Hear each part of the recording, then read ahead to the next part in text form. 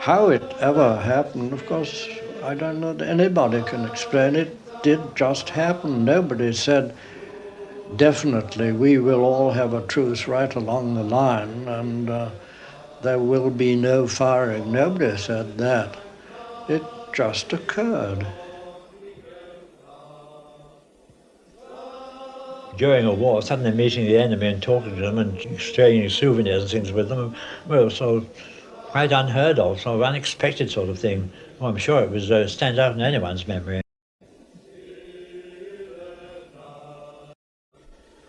If the truce had gone on, there's no telling what could have happened. It could have meant the end of war.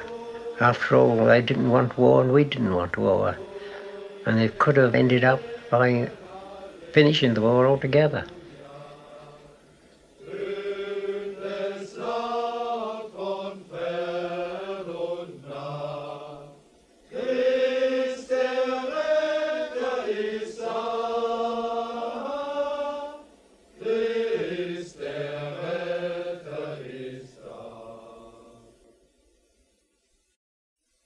In 1914, on the Western Front at Christmas, British and German soldiers ceased firing and met and fraternized openly in no man's land. This is an event still vivid in the minds of the men who took part in it. Leslie Walkington was one of them. Now 84, he was then a mere 17-year-old who joined the Queen's Westminster Rifles as an ordinary soldier on the outbreak of war.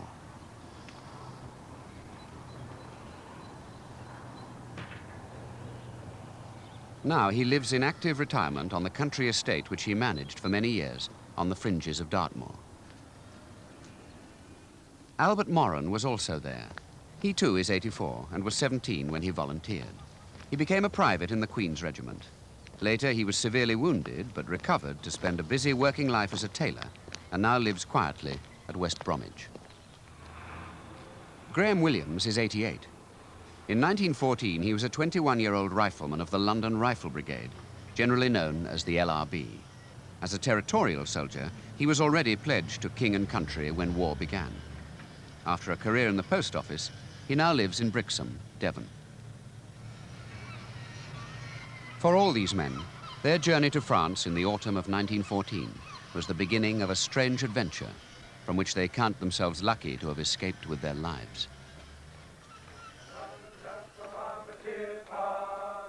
But at the time, they marched with cheerfulness and determination to the war which they'd been confidently assured would be over by Christmas. And indeed, for them it was to be over by Christmas, for a brief, remarkable interlude, to resume again brutally and for 4 long years, when Christmas was over.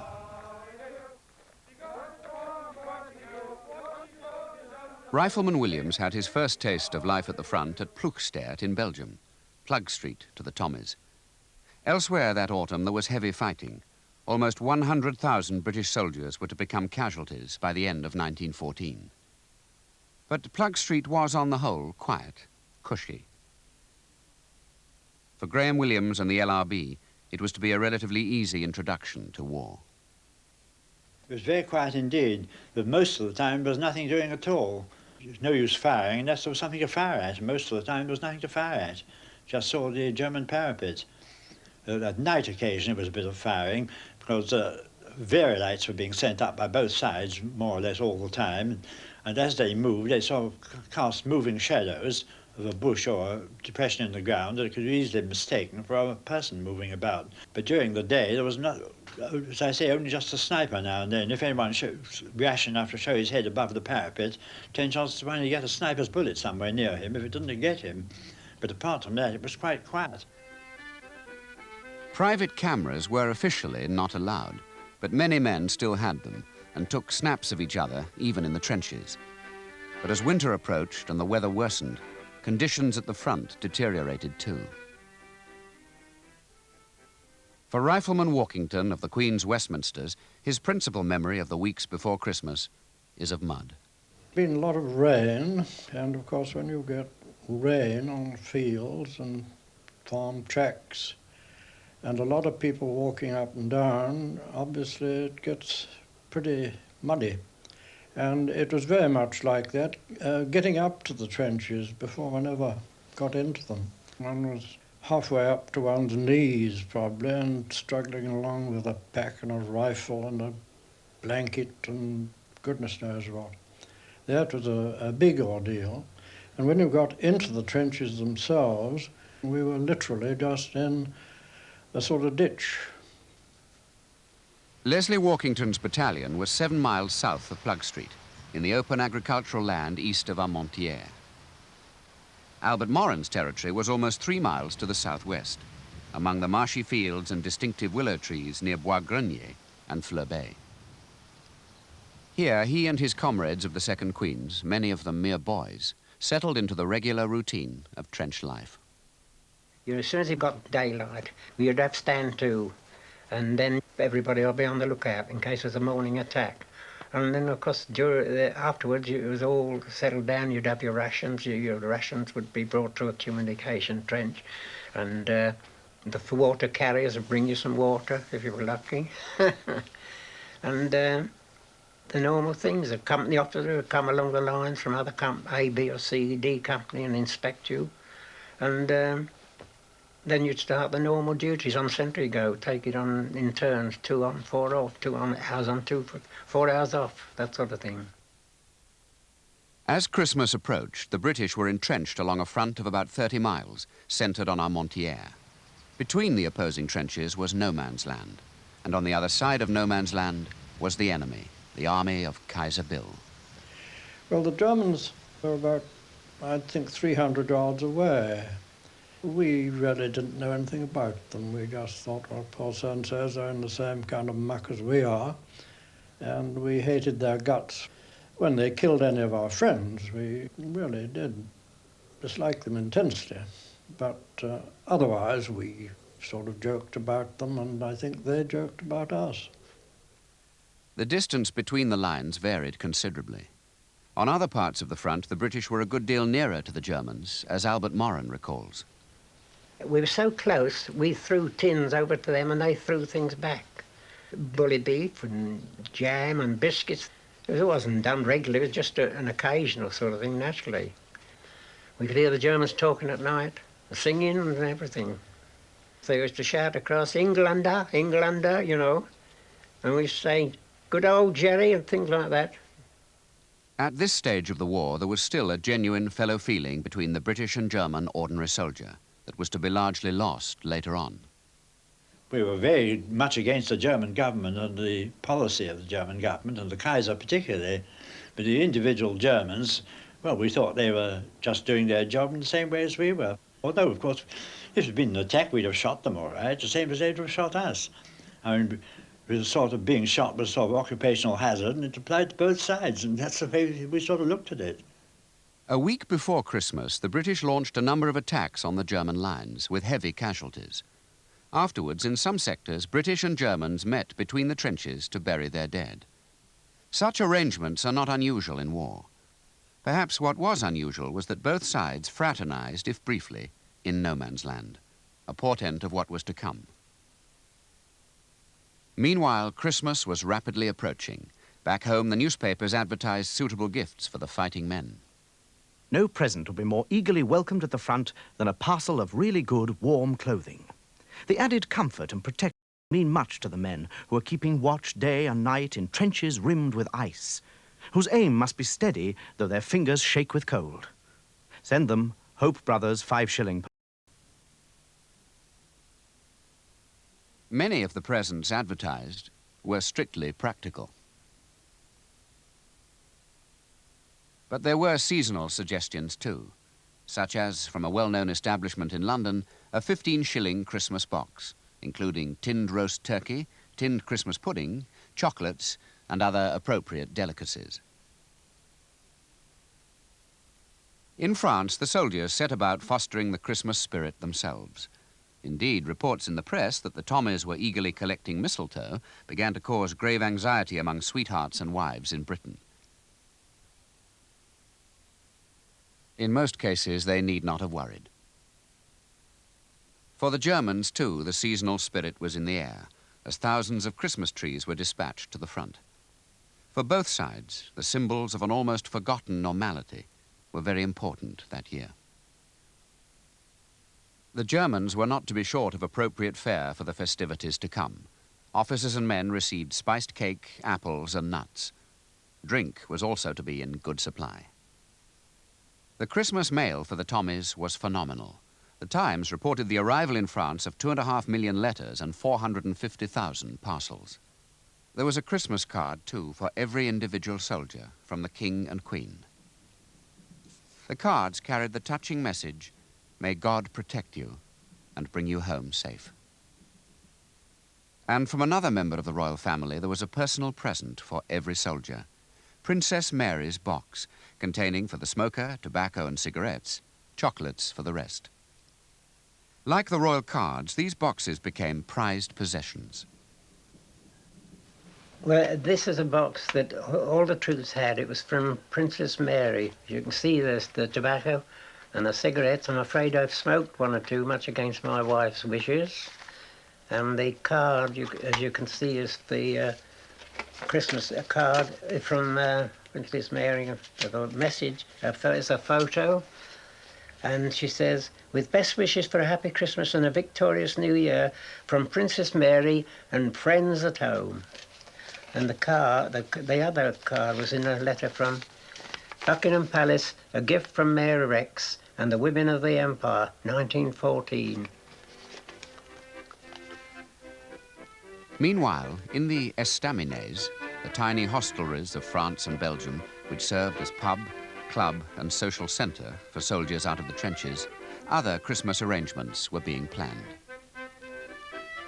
As a matter of fact, we expected to be out of the trenches for Christmas, and we had made arrangements with different estaminets and places to fix up a Christmas dinner there, for them to provide a chicken or something of the sort, and we'd provide all the things from our parcels, Christmas puddings and mince pies and so forth. But then on December the 23rd, a day before Christmas Eve, we suddenly found that each LRB company, each of the four companies, had then been firmly attached to one of the four regular battalions.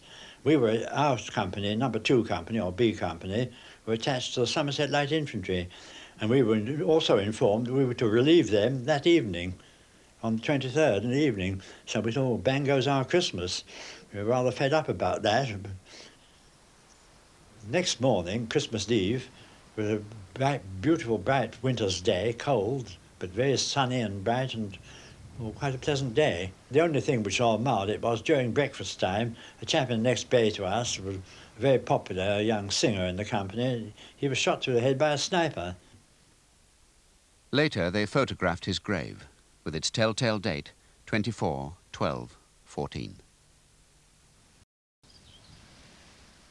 And now the night of Christmas Eve was drawing on. And for many soldiers in the trenches, this was to become the most memorable Christmas of their lives. It was a Christmas card, Christmas Eve. There was a white, beautiful moonlight, frost on the ground, almost white everywhere. And round about, I think about 7 or 8 in the evening, we heard this singing, a lot of commotion. And we saw some lights. I don't know what they were, some lights. And later, we heard them singing, "Still a Silent Night." Still a Night, Silent Night.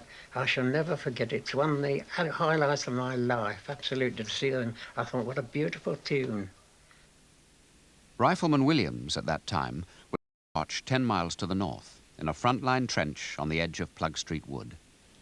I was standing there on duty and gazing across, looking across towards the German parapet, and nothing much going on, but I thought, well, a very different Christmas this is going to be from any I've spent up till now. I thought about this time at home we should have finished putting up all the greenery and holly and stuff. And my father would have been just finished making his rum punch, which he always did at Christmas. Anyway, I thought, my word, I could just do with a swig of that rum punch now, and feeling pretty miserable altogether. Then all of a sudden, lights appeared all along the German trench. And I thought, well, that's a funny thing. And then the Germans started singing, "Stille Nacht, Heilige Nacht." And I woke up, well, all the other sentries did the same thing. We all woke up the other people to come along and see this. What on earth's going on?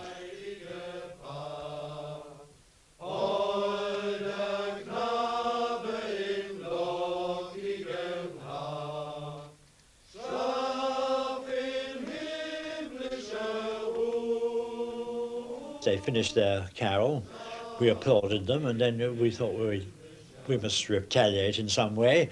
So we replied with the First Noel, and when we'd finished that, they all began clapping, and then they struck up another favourite carol of theirs, O Tannenbaum, which is the same tune as the Red Flag. And so we went on, first the Germans singing one of their carols, then we'd sing another of ours, until then we started up Come All Ye Faithful, and the Germans immediately joined in, singing the same thing to the Latin words of Adeste Fideles. And well, I thought this was rather an extraordinary thing, really, to think of the two nations both singing the same carol in the middle of a war. They sang something and we applauded, and then we sang something back, and they applauded. I think they were perhaps a bit better at it than we were. They're very fond of male voice choirs, aren't they, the Germans? And they would sing things like Stille Nacht and all that, and sing them really rather beautifully. Christmas morning, 1914. Behind the front, a formal church parade.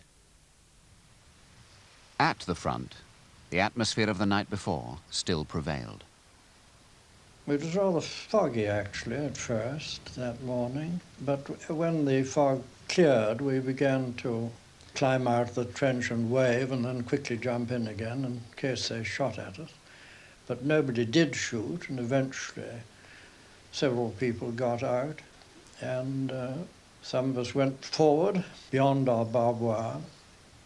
Anyway, eventually a couple of chaps met in no man's land and shook hands and turned round and waved, and we all cheered, and then we flocked out like a football crowd, sort of, running as fast as we could. It was very broken ground, and people fell into shell holes and things, but still we all got into the middle eventually, and we began to shake hands, and then we began to swap things like cigarettes and cigars and chocolate and cognac, and we gave them a bit of rum and so on, and everything got very friendly and happy. And we stayed out there the whole of the day. Meanwhile, similar unwarlike scenes were being repeated over 2/3 of the British 30-mile front, as battalion after battalion joined in the most remarkable act of fraternization in modern war.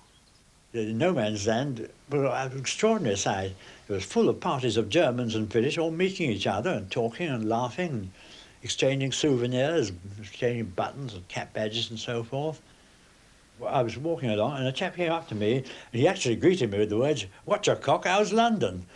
Well, I said, "Good Lord, you speak English well." He said, "Well, I am English." "No," I said, "you speak like a Londoner." He said, "Well, I'm a Londoner." I said, "Well, what the hell are you doing in the German army?" He said, "Well, I'm a German Londoner."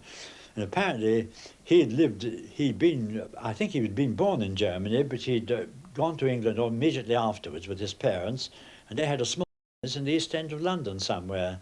And he'd been brought up in England and gone to school in England and everything. It was all quiet, no firing, and no guns, artillery, and we had rumours passed along the line that there was a meeting with the Germans and British, but we didn't think any more of it. Until later, we saw the Germans coming out their trenches near us, almost opposite. And we, all curious, did the same thing. We came out of our trenches and we walked towards these Germans.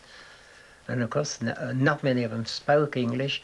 We did find one, a young waiter. He told us he'd worked at De Kaiser's Royal Hotel, Blackfriars in London. He had a wife and 2 children, and he said he didn't want the war at all.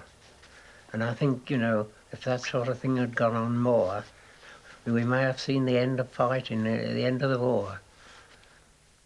How it ever happened, of course, I don't know that anybody can explain it. It did just happen. Nobody said, definitely, we will all have a truce right along the line and there will be no firing. Nobody said that. It just occurred. And but it was all, it made us, you see, I was only a very irresponsible young private soldier then, with no responsibilities at all, and it just made us all roar with laughter because we thought of all the generals and people probably going purple in the face, and there's nothing they could do. And anyway, it turned out all right. The Germans were in the same position, obviously. And the only result of it was that, and we were quite happy about it, was that we had taken out the front line, and it was a beastly bit of front line about knee-deep in water, where I was living. So we were pulled out of the front line that night, and we said, well, jolly good, a very fine result of a truce. These are some of the many photographs taken that Christmas time in no man's land, as both British and Germans produced their cameras and cheerfully photographed each other. Many exchanged items of clothing, so that in some photographs you can hardly tell one nationality from the other.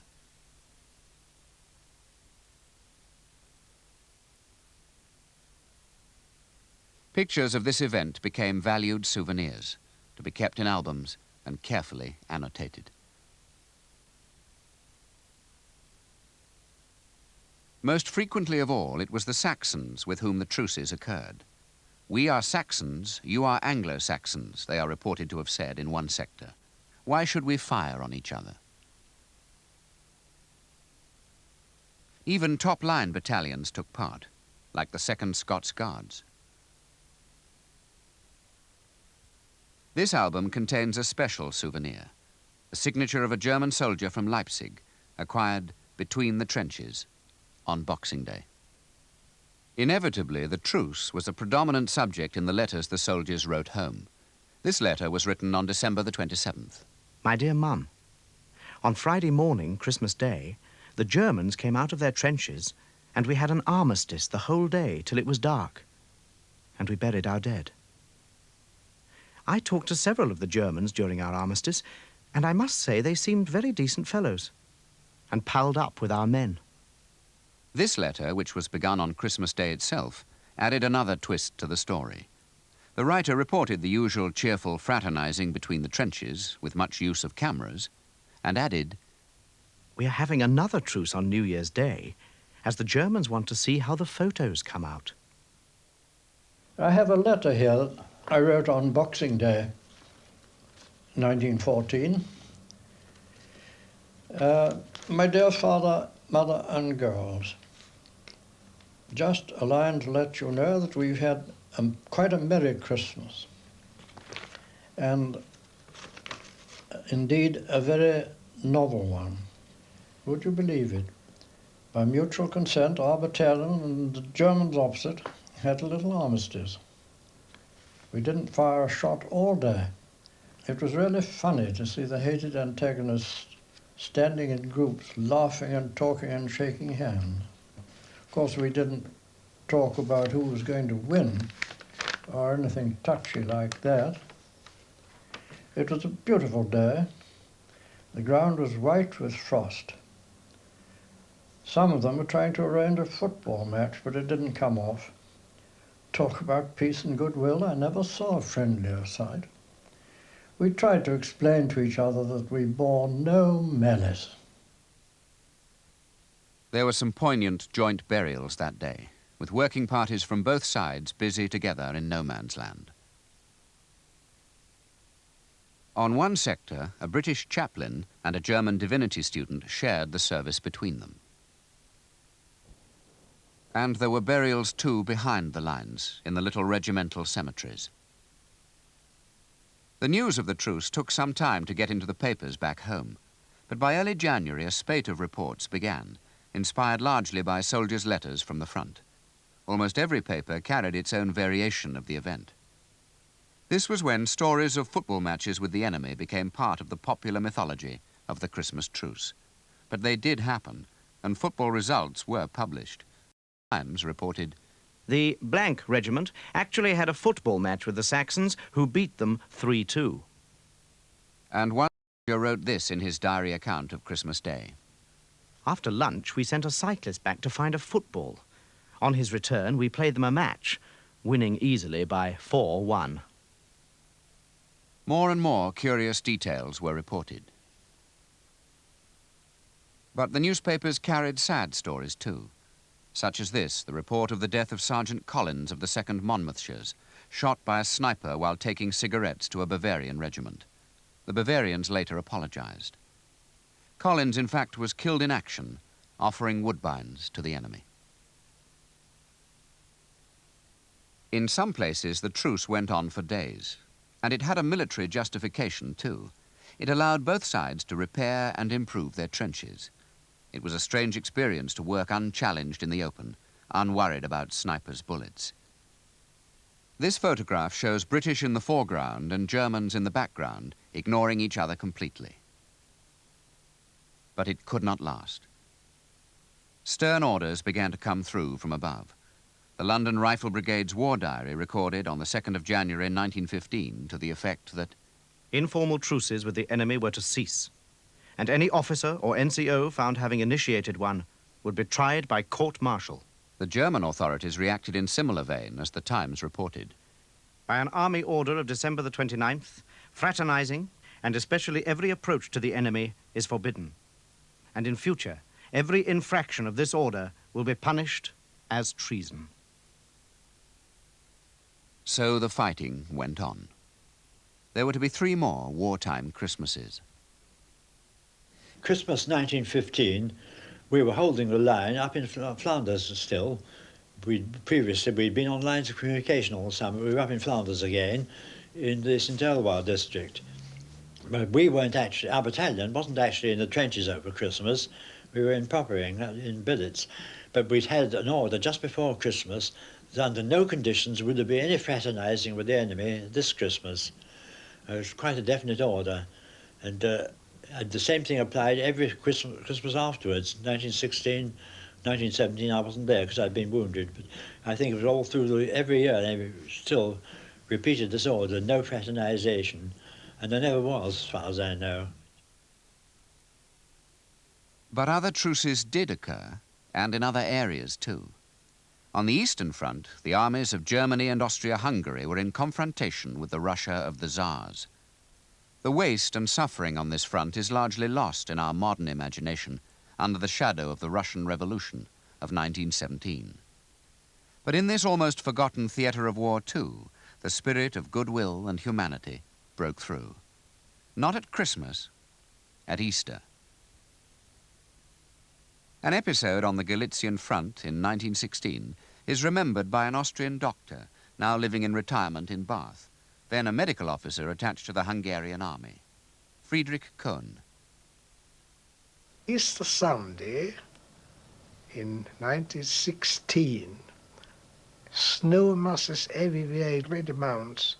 At 6 o'clock in the morning, suddenly a few Russians appeared from their trenches, waving a white flag and approaching our lines. Well, some of our people went out to meet them, and they suggested whether we shouldn't have a holiday, so to say, Easter Sunday, stop the war and meet between the lines and have something to eat and to drink, which both of us were able to provide. Well, the question was, that the local commanding officer was not in a position to say yes or no. He inquired at the higher command, and they refused to give permission at all. So we said to the people, we are sorry, but we cannot meet. But in spite of that, at about 12, there came about 20, 30 people out of the Russian trenches, we waving again white flags, carrying baskets with all that we didn't know.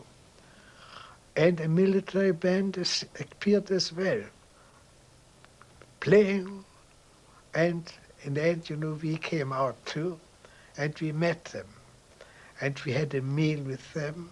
I had the opportunity to talk to a colonel who was in command of the artillery section, and he spoke perfect German, that he was living about a few years in Vienna, and I asked him, why do you always send shrapnels and grenades to my first aid post? He said, it won't happen anymore.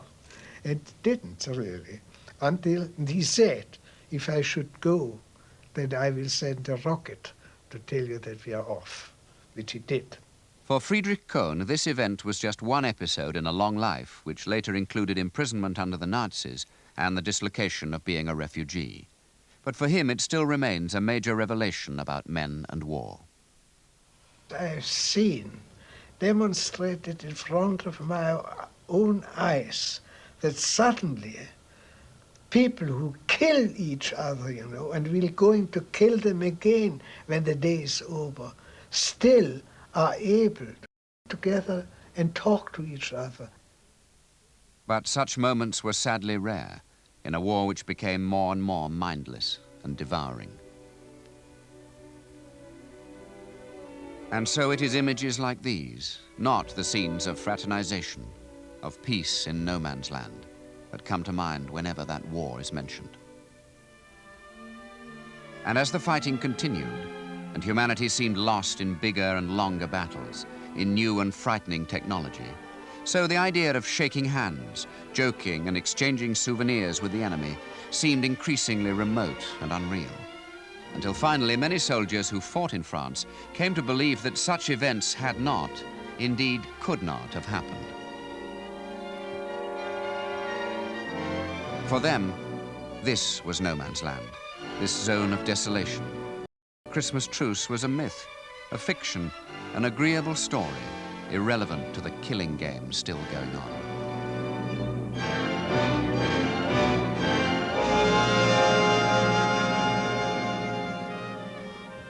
Yet it did happen.